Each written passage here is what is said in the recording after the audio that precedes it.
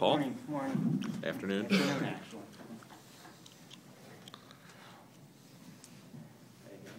Well, can you tell us, first of all, what were your expectations and how shocked were you? Well, I think we all, over the course of the last few weeks, have sort of sensed something was wrong with Chris.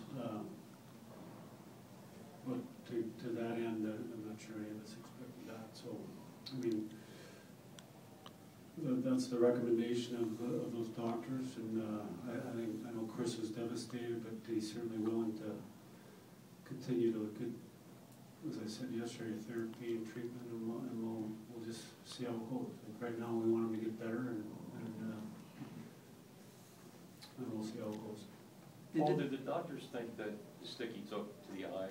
I think that's probably the initial thing that started this whole process, Sam. I mean, Chris had a little timeline that, you know, first of all, he's a hockey player. He wants to play hockey. Still wants to play. But going through the timeline with him yesterday and what happened since that injury, you know, he came back, practiced with the team. Prior to going to Florida, played the game in Tampa, felt like he was, you know, just out of shape. When in fact he was still, or when in fact he was, still having some symptoms which continued. So he continued to play games, and then it came really ahead in Winnipeg where, you know, I don't know if you guys were there, but it was, you know, it's a smaller building, it's very loud, like really a neat atmosphere there, but he just couldn't deal with it. He couldn't deal with the noise, he couldn't deal with the lights, and he just felt awful. And from that point on, you know, the process that we went through with the impact test prior to our next game against, I think it was against Carolina at home, and from that point on, it's just he's continued to have these symptoms that are, you know, not feeling like himself, very bad headache, he's nauseous. So that's where we're at. Well, is it career threatening? Is this career threatening? Well, I guess you'd have to say yeah. I don't know. He's Chris was 37 years old. You know, I'm a glass is half full kind of guy, so and I hope for the best all the time.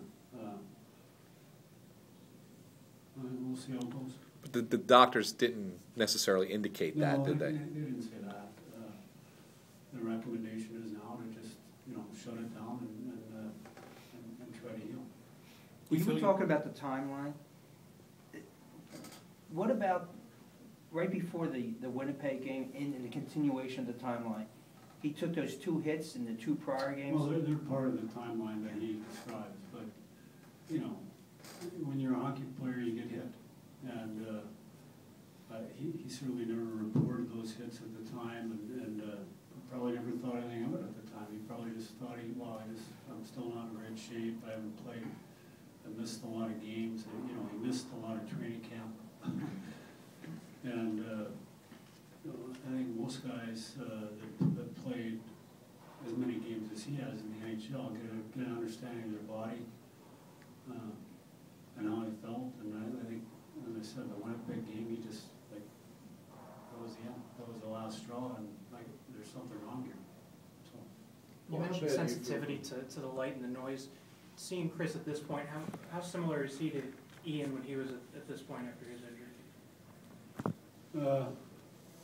You know, I don't know whether, but certainly the light part is something with it, but I don't know that Ian compared about the noise, and Ian didn't feel like Chris feels right now. And Chris has had a fairly persistent headache here for quite a while.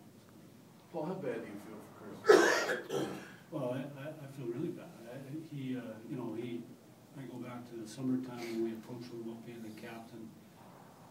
He did the right thing. He wanted to wait and see how his back healed up from the surgery before jumping on full bore. And he was excited about, you know, the young team. He was excited about being being our captain. And to have this happen, it's, I think it was devastating news to him yesterday, or Wednesday. Do you feel you need to go out and get a replacement for him? You guys have been playing well so far without him, with rookies in the lineup. As you've said, defensemen are tough to come by. A lot of people are looking at them. But do you feel would you like to somehow replace? Well, I think, you know, one of the luxuries we have is, really, at least in my opinion, you know, we've got Kimo, Matt Carl, Braden Coburn, Andre Mazzaros. All four of those guys are defensemen in our league that play in every situation. They all play the power play, they all kill penalties, they all play a regular shift, they're all multiple minute guys. They're all in the 20s, sometimes pushing 30 minutes a night, depending on the game.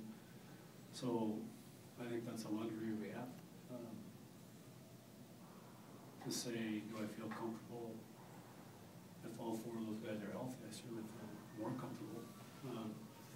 But you know, as you go through the process, like I talk to guys all the time, and we just see what's available. And obviously, we have a chance to improve our hockey team now for the future. We're probably looking at a lot of different things, but not like I made 29 phone calls today or yesterday since I got this news. Well, more likely than you'd wait to the trade deadline to see. I mean, you're expecting Gustafson back soon, aren't you?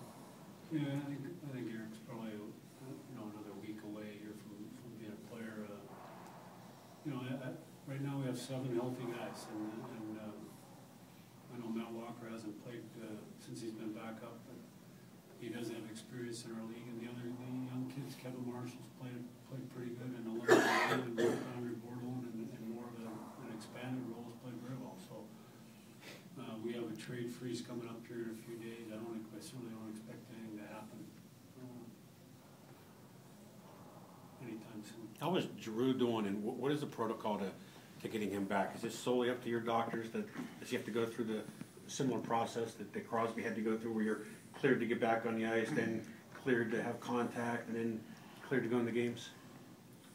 Well, the important thing for Claude right now is to try to get a couple days back to back where he actually feels good the whole time. And since the initial incident against I forget who we were playing. Was it Tampa? Tampa.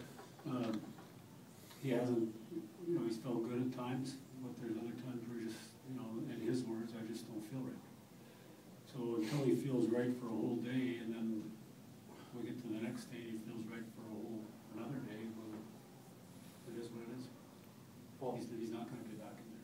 Will you and Peter designate a new captain, or is that kind of going to be vacant? We haven't even talked about that. This came upon us yesterday. Haven't really had time to digest a lot of things that we need to maybe look at. But that's far down the list. We have good leadership with between Kimo and Dan Greer and Yarmir, and all three of those guys have been captains in the NHL. They all know what it takes to win. They're good role models for our young players. If we didn't do anything in that regard, that's probably the way I'm leaning right now. Does Claude's situation make you any more cautious when this is, I think, his first documented concussion, and it's almost been a week now? Well, we're all coming to, I don't know if we'll ever understand concussions, but I look around the league now, and you look at not only the number of players, but the, Sidney Crosby's out, Carolina is missing arguably 2 of their best players, Ottawa's missing their best player, or one of their best players. The lists just continue to grow, and you just do what you can do. Do you have a hunch with Claude if this is something that could be just weeks or months, or just no idea at this point? I have no idea. Well, with a lot of concussions, there's a timeline there, maybe 2 weeks, a month, you'll say, or indefinitely. With Chris, you've gone the extra step in saying that he won't play in the playoffs. What made his concussion worse that says that